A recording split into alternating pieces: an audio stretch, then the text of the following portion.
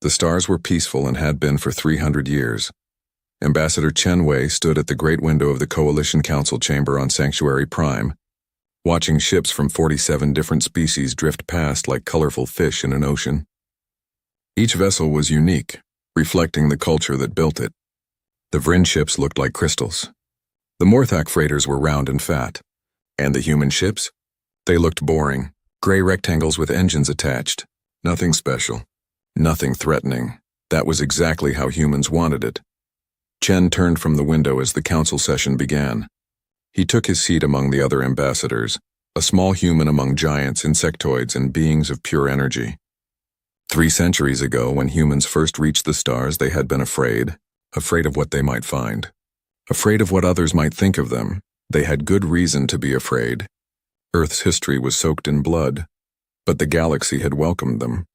The Galactic Coalition was a union built on trade, culture, and peace. Wars were ancient history for most species. They had evolved beyond violence, they said. They had found better ways. Humans had nodded and smiled and agreed. Yes, they too had evolved beyond violence. They showed the aliens their art, their music, their poetry. They became excellent traders and brilliant engineers. Human restaurants opened on alien worlds. Human doctors worked in coalition hospitals. Human children played with alien children in mixed schools. The war age of Earth became a curiosity, something mentioned in history classes. Surely those stories were exaggerated. No species could have fought so many wars and survived. The humans must be embellishing their past to seem more interesting. The galaxy believed the lie because they wanted to, because it was comfortable. The council recognizes Ambassador Krathix of the Zarn hegemony, the council leader announced. Chen felt his stomach tighten. The Zarn were one of the few militant species in coalition space. They had joined 50 years ago, after losing a war with 3 neighboring species. The coalition had offered them membership as an alternative to destruction. The Zarn had accepted, but they had never really fit in. Warlord Krathix stood, his forearms spreading wide. He was 9 feet tall, covered in armored scales, with teeth designed for tearing meat. His species had evolved as apex predators, and they had never forgotten it. The hegemony has an announcement, Krathix rumbled. The human colony of New Harvest lies in a strategically important region. It is inefficiently defended. The hegemony will assume protection duties for this world. The humans will pay tribute in agricultural goods. This is our right under the Strong Protector protocols. Chen was on his feet immediately. New Harvest is a sovereign human world with 2 billion citizens. We don't need or want Zarn protection. Then you need a coalition defense pact, Krathix smiled, showing too many teeth. Do you have one, human? The chamber went quiet. Every ambassador suddenly found something fascinating to look at on their data tablets. Chen felt cold. He knew the answer. Humanity had applied for mutual defense treaties with 17 different species over the past century. All had been declined. Too expensive, they said.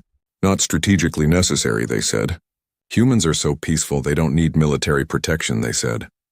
The coalition does not permit aggression against member species, Chen said carefully. This is not aggression. This is protection. The humans have 30 days to agree to our terms. After that, we will be forced to take enforcement action. Krathix sat down, looking satisfied. Chen called for a vote. Surely the coalition would defend human sovereignty. They had to. The vote was 41 in favor of diplomatic resolution, 4 abstentions and 2 opposed. Not a single species voted to defend humanity with military force. Chen returned to his office and sent an encrypted message to Earth. The reply came back in less than an hour. Just 2 words. We understand. Halfway across the galaxy, Captain Sarah Reeves was hauling mining equipment to the colonies. Her ship, the Morning Star, was a beat-up freighter that had seen better days. She was in her cabin, reviewing cargo manifests when the alert came through. Priority message, military encryption. Her hands froze over the keyboard. Sarah hadn't seen a military encryption in 15 years, not since she retired from the Earth Defense Force. That organization was a joke now, everyone said. A symbolic force that ran parades and flew in formation for holidays. Who needed a real military when the galaxy was at peace? She opened the message. It was from Admiral Torres, her old commander. The message was brief. Stand by for recall orders. Protocol Fenrir may be activated. Monitor news from New Harvest. Sarah's blood ran cold. Protocol Fenrir. She had hoped she would never hear that name again. She switched on the news feeds and found them immediately. The Zarn had made their announcement. New Harvest had 30 days. The coalition had voted to do nothing. Someone knocked on her cabin door. Her first mate, a young man named David Chen, the ambassador's nephew, poked his head in. Captain? Did you see the news? I saw it. They're going to let the Zarn take New Harvest, aren't they? The coalition isn't going to help. Sarah looked at the young man. He was 25, born in space, educated on a coalition university world. He had never seen war. He thought history lessons about Earth's violent past were entertaining stories like myths or legends. David, go check on the cargo bay. Make sure everything is secured. But Captain, now please. When he left, Sarah pulled up a secure file on her computer. A file she had kept for 15 years but never opened. The file was labeled EDF Recall Protocol Eyes Only. She opened it and began to read. The next 30 days passed slowly. The Zarn moved ships into position near New Harvest but didn't attack. They were giving humanity time to surrender. How generous. Ambassador Chen continued to hold negotiations, but everyone knew they were going nowhere. The coalition offered to mediate. The Zarn smiled and said they were being perfectly reasonable. On Earth, something strange was happening. All outgoing communications stopped. The planet went dark. Other species noticed but assumed it was technical difficulties. Human colonies started running emergency drills. Human civilian ships began moving in odd patterns, concentrating near military-age populations. On New Harvest, 2 billion people waited. They built shelters. They downloaded survival guides. They did not panic. On day 30, the Zarn issued an ultimatum. Surrender now or face consequences. New Harvest responded with a single word. No. Warlord Krathix gave the order. Zarn warships opened fire on New Harvest's orbital stations. 40,000 people died in the first hour. The stations had been home to families, schools, gardens. Now they were debris. The galaxy watched in horror, and then they watched something else. Every human on every world stopped what they were doing. They looked up at the sky with the same expression. Not fear. Not panic rage. Captain Sarah Reeves received her official recall orders 30 seconds after the attack began. She looked at the message, then at her crew. David, plot a course for Earth, maximum speed. Captain, what's happening? Sarah smiled, but it wasn't a kind smile. It was the smile of someone remembering an old skill they had hoped to forget. Someone just made the biggest mistake in galactic history, she said. They kicked the temple door. Now they're going to meet the war gods. In his office on Sanctuary Prime, Ambassador Chen composed a formal message to the Coalition Council. It invoked Article 7 of the Human Charter, the right to self-defense. Then he sent a second message to Earth. Just 3 words this time. Release the fleets. The galaxy was about to learn why humanity had really been so peaceful for 300 years. They had been waiting for someone to give them a reason not to be. The news spread across human space like wildfire. New Harvest burned. 40,000 dead. The orbital stations were gone. Turned to wreckage and corpses floating in the dark. The Zarn expected surrender. They expected begging. They expected the humans to cry for coalition protection that would never come. They did not expect silence. For 6 hours after the attack, not a single human government responded. No statements. No pleas for help. No angry speeches. Even Ambassador Chen Wei stopped answering messages. The coalition tried to contact Earth, tried to reach any human authority. Nothing. Earth was dark, silent as a tomb. On the Zarn flagship Crimson Fang, Warlord Krathix watched his tactical displays with satisfaction. His fleet of 200 warships surrounded New Harvest like a noose. The humans on the planet below were trapped. They would surrender within days, maybe hours. Warlord were detecting unusual activity on other human worlds, his sensor officer reported. What kind of activity? Ship movements. Large scale. Civilian vessels are grouping together at specific coordinates. It's very organized, Krathix laughed. They're evacuating. Running away. Typical prey behavior. Let them run. We'll claim their worlds when they're empty. But the ships weren't evacuating. They were gathering. Captain Sarah Reeves brought the Morning Star into Earth orbit 40 hours after the recall message. She had pushed her engines past safety limits to get here fast. What she saw when she arrived made her forget about engine damage. Earth was surrounded by ships. Thousands of them, Freighters, mining vessels, colony ships, passenger liners, research craft. Every human ship that could reach Earth had come home. They floated in organized formations, waiting, and among them, rising from the dark side of the planet, were ships that shouldn't exist. Sarah stared at her view screen. Those were warships, real warships. Massive, deadly, and absolutely beautiful. They were painted in dark gray with red stripes, bristling with weapons she recognized from old technical manuals. Manuals from before the Great Peace. "Captain, we're receiving docking instructions," David said quietly. His face was pale. "They're directing us to Luna Shipyard 7. "That shipyard was supposed to be a museum," Sarah whispered. "It was, ma'am." "Not anymore." Luna Shipyard 7 had been a tourist attraction for 100 years. Old, outdated, a relic from humanity's violent past. Now it blazed with light and activity. And sitting in its main dock was a ship that made Sarah's heart race, the UESS Relentless, a Valkyrie-class dreadnought, the last of her kind, except she wasn't the last anymore. Through the view screen, Sarah could see 3 more Valkyrie-class ships under construction, and beyond them dozens of smaller warships, all in various stages of completion. They were building them. David breathed. All these years they were building warships and calling them something else. A message came through. Admiral Torres himself. "Captain Reeves, report to Docking Bay 3. Your new command awaits." Sarah's hands shook as she piloted the Morning Star in. Her new command. After 15 years flying a cargo freighter, they wanted her back in a warship. The Relentless was even more impressive up close. She was 3 kilometers long, armored like a fortress, carrying enough firepower to sterilize a continent. Sarah had trained on the original Relentless back before it was decommissioned, before they built the museum around it. That had been a lie. All of it had been a lie. Admiral Torres met her in the docking bay. He was older, grayer, but his eyes were sharp as knives. "Welcome back, Captain. I know you have questions." 300 years, sir." "We've been building warships for 300 years? Not exactly. For the first 100 years, we really did disarm. We really did try to be peaceful. But then we noticed something. The coalition species didn't trust each other enough to defend each other. Every vote for military action failed. Every mutual defense treaty got blocked. Species were left to die because nobody wanted to fight. They walked through the Relentless together. The corridors hummed with power. Crew members rushed past, preparing the ship for launch. "We realized we were on our own," Torres continued. "So we adapted. Every cargo ship we built had reinforced hulls and hidden weapon mounts. Every mining laser could be a ship killer. Every colony had underground factories. We hid an entire military-industrial complex inside civilian infrastructure. The coalition never noticed. They didn't want to notice. We were peaceful humans. Harmless traitors. We made sure they saw what they expected to see." Torres stopped at a door marked Captain's Ready Room. "This is yours. We launch in 18 hours.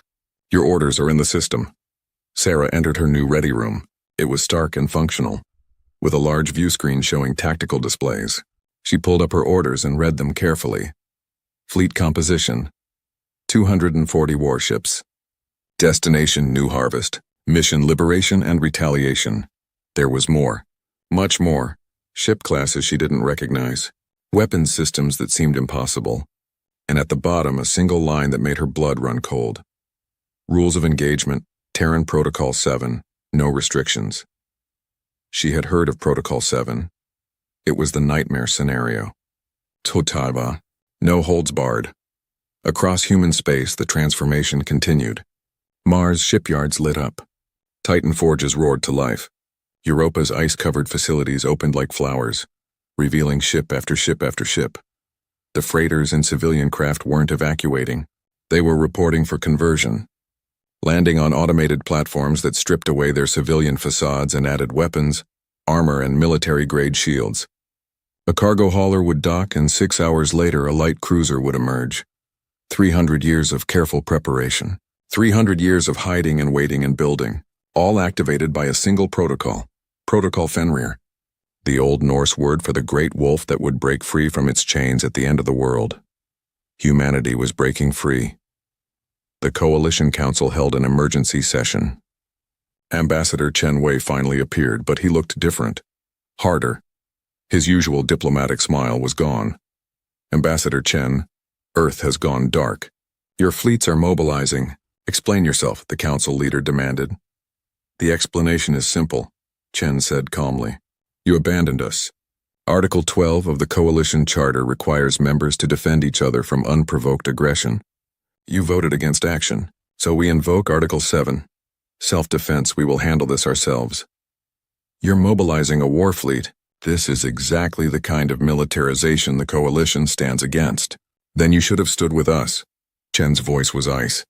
The Zarn killed 40,000 civilians, men, women, children. They killed them because they knew you would do nothing. They were right. We offered diplomatic solutions.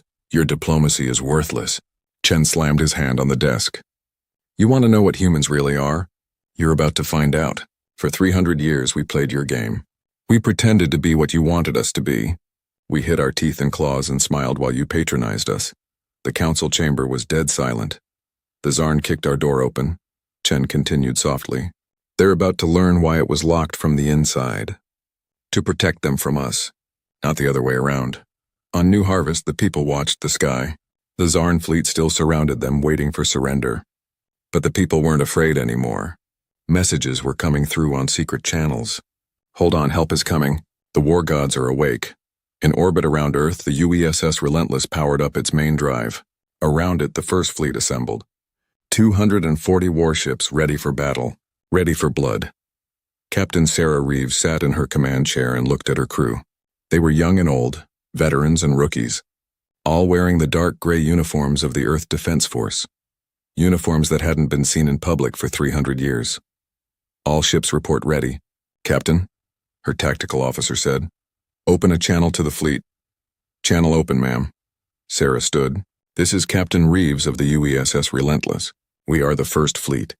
We are humanity's answer to 300 years of being treated as weak, as harmless, as prey. The Zarn murdered our people. They thought we would accept it. They were wrong. She paused, looking at the view screen showing all the ships around her. We are the descendants of warriors. We come from a world that knew nothing but war for 10,000 years. We learned peace, but we never forgot war. Today we remember. Today we show the galaxy what sleeping war gods look like when they wake up. All ships jump to New Harvest. Maximum speed. No mercy. The First Fleet vanished into hyperspace, leaving Earth behind, and across the galaxy the Zarn waited, not knowing that their doom was already in motion. The First Fleet emerged from hyperspace at the edge of the New Harvest system. 240 human warships materialized in perfect formation, their sensors immediately scanning for targets. They found them easily. The Zarn fleet hung, in orbit around New Harvest like vultures circling wounded prey. 200 Zarn warships, each one a proven killer. The Zarn had conquered 17 species in their history. Their military doctrine was tested and refined through centuries of warfare. They were about to learn that quantity and experience meant nothing against an enemy that had perfected war itself. On the bridge of the Crimson Fang, alarm screamed, "Warlord! Multiple contacts at system edge. Unknown configuration. Count is 200 plus." Warlord Krathix studied his displays with interest rather than fear. So the humans found some ships. How quaint. Are they military vessels? Unknown, sir. Configuration doesn't match any known military design in Coalition records. They're just sitting there, not advancing. Krathix laughed. They're afraid. They came to look brave but can't bring themselves to fight. Pathetic. Open a channel. The view screen flickered. A human female appeared, wearing a dark gray uniform with red trim. She sat in a command chair that looked almost too big for her small frame, but her eyes were cold as space itself. I am Warlord Krathix of the Zarn hegemony. You are outmatched, human. Surrender your fleet and we will allow you to evacuate New Harvest peacefully. The human tilted her head slightly. I am Captain Sarah Reeves of the United Earth spaceship Relentless. This is your only chance. Withdraw from New Harvest immediately. Leave this system and never return. Krathix found this hilarious. Or what, human? You'll glare at us sternly? You're merchants and artists. You don't know war. Sarah's expression didn't change. You're right about one thing. We're not merchants pretending to be warriors. She leaned forward. We're warriors who were pretending to be merchants. There's a difference. You have 1 minute to begin your withdrawal. I tire of this. Krathix made a cutting gesture. Fire on their flagship, destroy it. The Crimson Fang's main weapons charged and fired. 3 plasma bolts, each one carrying enough energy to vaporize a city, streaked across space toward the Relentless. They struck the Relentless's shields and disappeared. Not absorbed, not deflected. They simply ceased to exist. Their energy bled, away into dimensions that Zarn science didn't know existed. Krathix stared. What? Your minute is up, Sarah said. The channel closed. All ships, open fire on the human fleet, Krathix roared. The Zarn fleet unleashed hell. Plasma cannons, missile batteries, railguns, 200 warships firing everything they had. The space between the two fleets lit up like a star going supernova. The human shields held. Every ship. All of them. Then the humans returned fire. The Relentless's main gun spoke first. It wasn't a plasma cannon or a railgun. It was something the Zarn had never seen. A beam of pure white light that made space itself scream. It touched the Crimson Fang's shields and punched through them like they were paper. The beam carved through the ship's armored hull, through deck after deck and out the other side. The Crimson Fang broke in half. Warlord Krathix had just enough time to realize he had made a terrible mistake before his command center vaporized. The rest of the human fleet opened fire. Weapons that shouldn't exist tore through Zarn shields and armor. Missiles that could think for themselves hunted down targets with terrifying efficiency. Point defense systems that never missed turned Zarn fighters into debris clouds. But it wasn't just the weapons. It was how the humans used them. The Zarn fought like they always had, with aggression and courage. They charged forward, tried to close to boarding range, attempted every tactic that had won them victories for centuries. The humans fought like demons. They used formations that made no sense until it was too late. They fired from angles that shouldn't be possible. They anticipated every Zarn move before it happened, because humans had been studying war for 10,000 years. They had texts from Sun Tzu and Clausewitz. They had learned from Napoleon and Patton and 1,000 other generals whose names the galaxy had never heard. While other species had forgotten war, humans had turned it into an art form and then hidden that art behind a smile and a handshake. Captain Sarah Reeves watched her tactical display with cold satisfaction. Target their command ships first. I want their fleet coordination disrupted within 5 minutes. Yes, ma'am. Enemy flagship is destroyed, designating new priority targets. The battle, if it could be called that, lasted 4 hours. The Zarn fought bravely. They died bravely. But bravery meant nothing against an enemy that had weaponized physics itself. The humans introduced concepts the galaxy had never considered. Cyber warfare that turned Zarn computers against their own crews. Psychological warfare that made Zarn commanders second-guess every decision. Kinetic kill vehicles that were just chunks of metal moving at relativistic speeds. Too simple to jam or shoot down. Too fast to dodge. And when a Zarn cruiser tried to kamikaze into the Relentless, the human ship's AI defense grid shot it down, with such precision that it was reduced to atoms before it got within 10 kilometers. When it was over, 120 Zarn ships were destroyed. The remaining 80 were crippled, their weapons offline, their engines dead. The human fleet had suffered 0 casualties and minimal shield damage. 0 casualties. The galaxy watched the battle through news drones and trembled. On Sanctuary Prime, the Coalition Council gathered in emergency session. The footage played over and over. Zarn ships exploding. Human weapons that seemed to bend physics. An entire military fleet destroyed in hours by an enemy everyone thought was harmless. How? The council leader's voice shook. How did they hide this? A coalition intelligence officer stood to speak. Her name was Tavara, a Vryn whose species prided itself on information gathering. She looked sick. We ran a deep analysis of the last 300 years of human activity. Cross-referencing ship manifests, resource allocations, power consumption records, everything. She pulled up a holographic display. The humans never stopped preparing for war. They just hid it brilliantly. The display showed human cargo ships.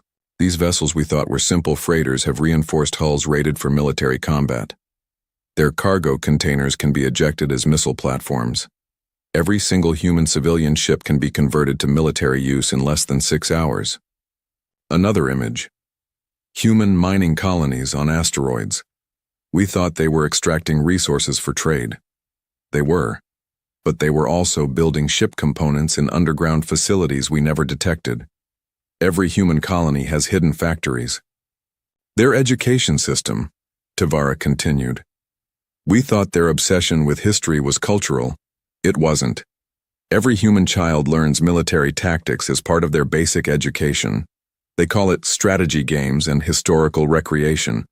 They're teaching warfare to kindergartners and calling it play. The council sat in horrified silence. There's more, Tavara said quietly. Their technology. We thought humans were good engineers. We had no idea how good. Those shields that stopped the Zarn weapons? They're based on principles we're still trying to understand. That white light weapon that cut through the Crimson Fang? It's a focused gravity beam. They've weaponized gravity. But our scientists said that was impossible. Human scientists clearly disagreed. Tavara closed the display. We've been thinking about this wrong. Humans didn't hide a military behind their civilian society. They built a civilian society that was a military. Every farmer knows how to operate anti-aircraft guns. Every teacher can read tactical displays. Every musician can field strip a rifle. They're all soldiers, every single one of them. They just forgot for 300 years. Until the Zarn reminded them, someone whispered. Back at New Harvest, the human fleet took up position around the planet. Rescue ships descended to help the wounded and repair the damaged stations. Medical teams worked around the clock. Captain Sarah Reeves contacted the Zarn survivors. The acting Zarn commander was a young officer who had never expected to take command. This is Captain Reeves. Your fleet is destroyed. Your warlord is dead. He will power down all remaining systems and await our boarding parties. Any resistance will be met with immediate destruction. Do you understand? Yes. The Zarn officer's voice was hollow. I understand. But I must ask, why? Why hide such power? Why pretend to be weak? Sarah was quiet for a moment. Because we remember what we were. Before we reached the stars, we spent 10,000 years killing each other. We were very, very good at it. When we finally made peace, we swore never to go back to that. We hid our weapons not to fool you, but to restrain ourselves. And now? You kicked the door open. You killed our people and expected us to accept it because we seemed harmless. You thought peace made us weak. Sarah's voice hardened. Peace didn't make us weak. It made us choose to be gentle. There's a difference between cannot hurt you and will not hurt you. You forced us to show you which one we were. The Zarn officer shut off his weapons and surrendered. On the Relentless, Sarah stood and addressed her crew. Well done, everyone. But this is just the beginning. We've won one battle. The Zarn hegemony still exists. They still have armies and fleets, and now they know we're not what they thought. What are our orders, Captain? Her tactical officer asked. Sarah pulled up a star chart showing Zarn territory. Dozens of worlds. Hundreds of military installations. The entire Zarn war machine. The war lasted 60 days. For the Zarn hegemony, it felt like an eternity. For humanity, it was just long enough to remind them of what they had tried so hard to forget. The first fleet struck the Zarn colony of Kreshtar on day 3. The Zarn had fortified it heavily after news of the New Harvest defeat reached them. They had triple-layered shields, planetary defense guns, and orbital minefields. It should have taken months to crack. The humans did it in 6 hours. They used weapons that made the Zarn question reality itself. Missiles that appeared inside shield perimeters, having somehow teleported through solid barriers. Drones that replicated themselves using matter from destroyed Zarn ships, turning the enemy's own vessels into weapons against them. And worst of all, cyber attacks that were so sophisticated they seemed almost alive. The Zarn tried to shut down their computer systems to prevent hacking. The human AI simply wrote new code into their backup systems using quantum entanglement. The Zarn tried to fight without computers. The humans shot them apart with conventional weapons. There was no winning move. The second fleet hit Zarn mining operations in the Keter Belt on day 7. These weren't military targets. They were industrial facilities lightly defended.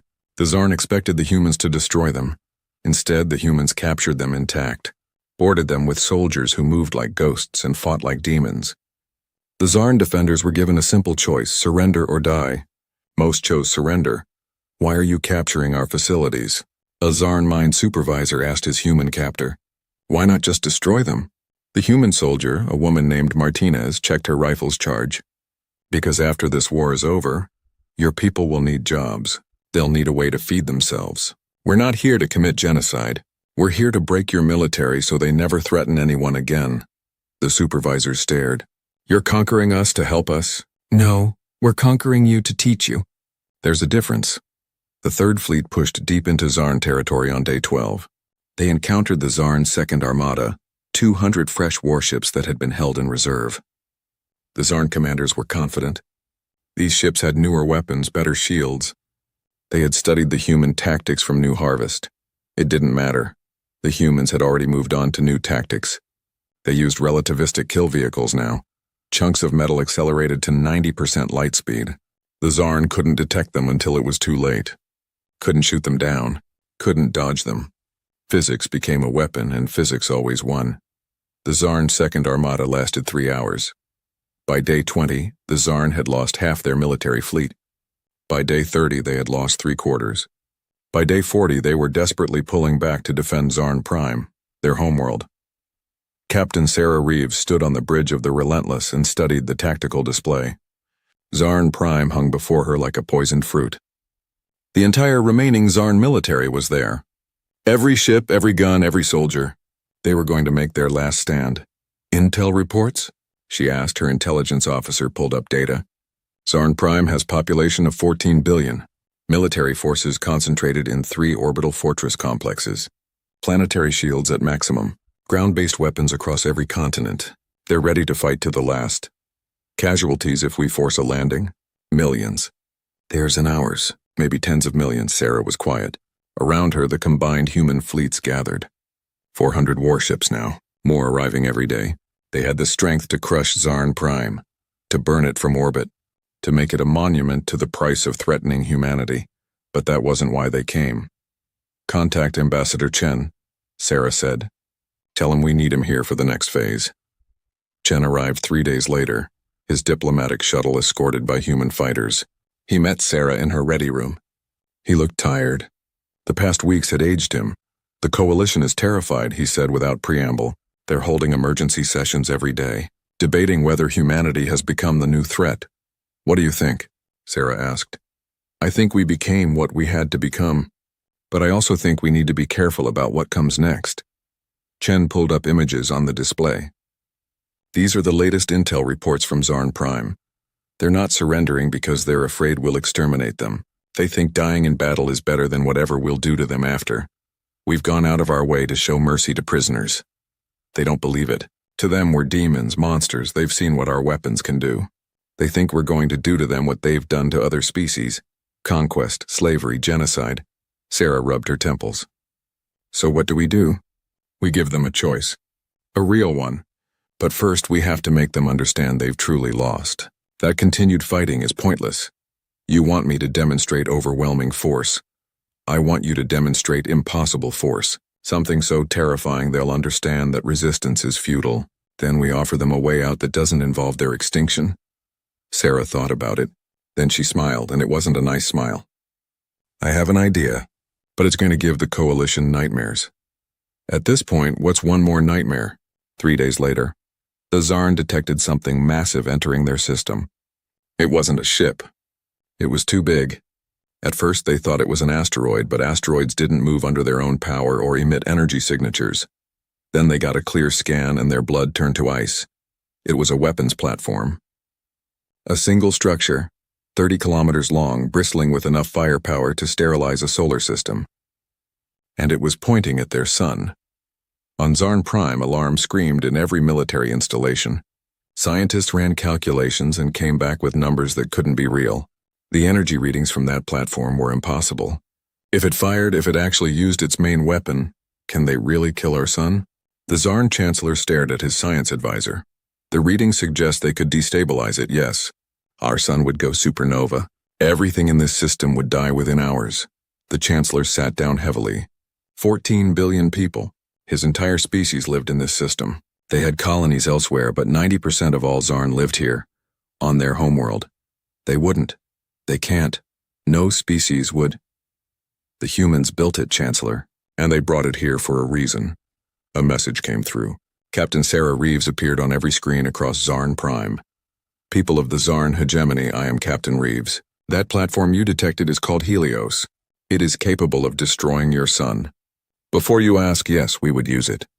Not because we want to, but because you need to understand that this war is over. You lost. She paused, letting that sink in. Your military fought bravely, but bravery cannot defeat physics. Courage cannot stop mathematics. You attacked us believing we were weak. You were wrong. We are not weak. We are restrained. There is a difference. Another pause. I am offering you a choice. Surrender now, completely, unconditionally, dismantle your military, accept coalition oversight, or we will destroy your sun and you will all die. The transmission ended. On Zarn Prime, panic spread, then rage, then slowly understanding. They had poked a sleeping monster. The monster was now showing them its full size, and it was giving them one chance to live. The Zarn Chancellor called an emergency council. The debate lasted 6 hours. Some wanted to fight to the end. Some wanted to surrender. Some just wanted to know why. Why would humanity build such a terrible weapon? Why show such mercy to prisoners but threaten to kill everyone? Why fight so hard just to offer peace? Ambassador Chen answered that question when he arrived on Zarn Prime under a flag of truce. You want to know who humans are? He said to the Zarn Council. We are the species that spent 10,000 years perfecting murder. We invented chemical weapons, biological weapons, nuclear weapons. We created ways to kill that would horrify you. And then one day we looked at what we'd become and were disgusted. So you hid, the Chancellor said bitterly. No, we evolved. We chose to be better. We chose peace over war. We chose mercy over vengeance. But choosing to be gentle doesn't mean forgetting how to be violent. It means having the strength to choose. Then why the Sun Killer? Why threaten to kill billions? Chen's expression hardened. Because you need to understand. You called us weak. You murdered 40,000 civilians to prove it. You did it because you thought we couldn't respond. You were wrong. We can respond. We can respond with such overwhelming force that your entire species would cease to exist. We built that platform to prove it. So you'll use it? No, Chen said simply. We won't, because we're not the monsters you think we are. But we needed you to see that we could, to understand that when we offer peace, it's not from weakness. It's from strength. It's from choice. The Chancellor was quiet for a long time. Then he asked the question everyone was thinking. If we surrender, what happens to us? You disarm. You accept coalition oversight. You pay reparations to New Harvest. And then we help you rebuild. We'll show you how to be strong without being cruel, how to be proud without being aggressive. We'll teach you what we learned. You would help us? After what we did? Yes, Chen said. Because that's what civilized species do. They remember mercy. They remember that today's enemy might be tomorrow's friend. And they understand that The Coalition Council chamber was silent as Ambassador Chen Wei entered. Every species had sent their representatives. Every eye followed the human as he walked to the center of the floor. He carried no data tablets, no notes. He didn't need them. The Council demands an explanation, Council Leader Vextor began. Humanity has violated 17 different weapons treaties. You possess technology that was banned after the Frontier Wars. You threatened to commit genocide. You have acted as judge, jury, and executioner without coalition approval. Yes, Chen said simply. We did all of those things. The chamber erupted in angry voices. Chen waited for them to quiet down. We did those things because you left us no choice. Article 12 of the Coalition Charter requires mutual defense. When the Zarn attacked New Harvest, we invoked that article. You voted it down. 41 species voted to do nothing while humans died. You abandoned us. We offered diplomatic solutions. You offered words, Chen cut him off. The Zarn offered violence. Words don't stop violence. Only greater violence stops violence. You all know this. Your species learned it in your own histories. But you forgot. You built a civilization on the assumption that everyone would choose peace. And that is wrong? Vextor demanded. No, that is naive. You built a house with no locks and wondered why thieves came. Chen pulled up a holographic display. We ran an analysis. In the past 300 years, 14 coalition species have been attacked by outside forces. Every single time, the coalition voted for diplomatic solutions. Every single time those solutions failed, 8 of those species no longer exist. The chamber went quiet. You didn't defend them, Chen continued. You held meetings while they died. You passed resolutions while their worlds burned, and then you held memorial services and pretended you'd done everything you could. You built a peace based on hope. Hope that everyone would be reasonable. Hope that no one would choose violence. What would you have us do? Maintain war fleets? Become militaristic like the species we despise? No, Chen said quietly. You should have been honest. You should have admitted that peace requires strength to defend it. Instead, you created a society where being strong was seen as barbaric, where preparing for war was treated as warmongering. You made weakness into a virtue. He looked around the chamber. Humanity learned differently. We learned that peace is not the absence of the ability to make war. Peace is the choice not to make war when you can. You can't choose peace if you're not capable of choosing war. And now you want to lecture us on morality? A Vrin ambassador stood. You threatened to kill 14 billion people. You built weapons that violate everything civilization stands for. Yes, we did. Chen's voice hardened. We built those weapons and then didn't use them. We had the power to commit genocide and chose not to. The Zarn surrendered because they understood we could destroy them, but would show mercy instead. That is strength. That is civilization. Not your pretend peace where everyone is safe only because no one threatens them. You could have destroyed us all, someone whispered. We still could, Chen said bluntly. The Helios platform is one of 7. We have weapons you haven't seen yet. Weapons we pray we never have to use. We've spent 300 years building them while you've spent 300 years forgetting that evil exists. Vextor stood slowly. So what do you want, Ambassador? What is humanity's demand? Chen was quiet for a moment. Then he pulled up a new document.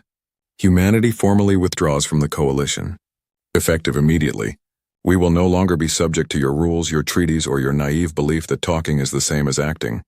The chamber erupted again. Species shouted over each other. Some demanded humanity be sanctioned. Some looked relieved. Some looked terrified. However, Chen's voice cut through the noise. We propose a new arrangement. Humanity will become a protectorate force for coalition space. Independent, autonomous. Not bound by your voting procedures or your endless debates. What does that mean? Vextor asked carefully. It means when a coalition species is attacked, humanity will respond. Not after 3 weeks of debate. Not after committees study the issue. Immediately. We will defend coalition species from aggression, piracy, and violence. And in return, nothing. This is not a transaction. This is a responsibility. We have the strength to defend others, so we will. But we will do it on our terms. A small ambassador from a species called the Miri stood up. They were a peaceful, rabbit-like species who had nearly been wiped out by pirates 15 years ago. The coalition had eventually stopped the pirates, but not before millions of Miri died. Why? The Miri ambassador asked. Why would you protect us for nothing? What do you gain? Chen smiled sadly. Do you know what humans call the period before we reach the stars? The War Age. 10,000 years of killing each other. Every human alive today carries the genetic memory of that horror. We know what unchecked violence looks like. We know what it's like to be helpless while others suffer. We don't want anyone else to experience that. But you could rule us, someone said. With your weapons, you could conquer the entire coalition. We could, Chen agreed. And that's exactly why we won't. Power without restraint is tyranny. We've been tyrants before. We didn't like what it made us. So we'll be guardians instead. We'll be the ones who stand between civilization and chaos. Not because we have to. Because we choose to. The vote took 3 days. In the end, 32 species agreed to humanity's protectorate arrangement. 15 rejected it, preferring to remain independent. 5 species asked to join Earth's new alliance directly, wanting closer ties with humanity. The coalition itself survived, but changed. Humanity's departure in the Zarn War had shattered the illusion of peace through wishful thinking. Species started rebuilding their own defenses, not massive war fleets, but enough to defend themselves. The Coalition Council created a new rapid response protocol, so votes could happen faster when threats emerged. They learned, slowly, painfully, But they learned. Captain Sarah Reeves stood in the main hangar of the newly christened Terran Defense Station, a massive orbital facility that would serve as headquarters for humanity's Guardian fleet. Ships came and went constantly, patrols being organized, training exercises, diplomatic escorts for species that requested protection. Captain Reeves, a young officer, approached. "I have a question, ma'am." "Go ahead. Are we really going to do this forever? Be the galaxy's police force? We have our own worlds to protect, our own people to think about." Sarah looked out at the stars. "Humanity spent 10,000 years learning how to kill. We got very good at it. Then we spent 300 years trying to forget," the Zarn reminded us. "But here's the thing, we can't forget again. That knowledge is part of us now, so we have two choices. Use it for ourselves or use it for others. And we chose others. We chose to give our violent nature a purpose, to make our capacity for war into a shield instead of a sword. Does that make sense?" The young officer thought about it. "So we're like guardian dogs? Dangerous but protecting the flock. Something like that. Though I prefer to think of us as guardians who remember what the wolves look like because we used to be wolves ourselves." 10 years passed. In that decade, humanity intervened in 43 conflicts. Some were small, pirate raids, border disputes. Some were large, attempted invasions, civil wars. In every case, humanity responded fast and decisively, and in every case they showed mercy when victory was achieved. The galaxy learned to respect the human fleets that patrolled the space lanes. The dark gray ships with red stripes became symbols of protection. When they arrived, the weak felt safe and the aggressive retreated. The Zarn themselves rebuilt under human oversight. It was humiliating at first, but the humans were fair. They helped rebuild destroyed infrastructure. They showed Zarn engineers new technologies. They trained Zarn diplomats in negotiation instead of domination. 20 years after the war, a Zarn delegation requested to join the Terran Defense Concordat. They wanted to help protect the galaxy. To prove they had changed, humanity accepted them. Ambassador Chen Wei retired at age 70. His final act was to give a speech at the Coalition Council's memorial service for the 40,000 who died at New Harvest. "My people have a saying," he told the assembled species, "Si vis pacem para bellum. If you want peace, prepare for war. For 300 years you thought that was barbaric. You thought civilization meant forgetting how to fight. You were wrong. Civilization is not the absence of violence, it's the mastery of violence. It's having the strength to destroy and choosing to protect instead. It's knowing you could conquer and choosing to defend. That is what humanity learned. That is what we hope to teach." He looked at the memorial wall with its 40,000 names. These people died because the galaxy forgot that evil exists, that some will always choose violence. They died so the rest of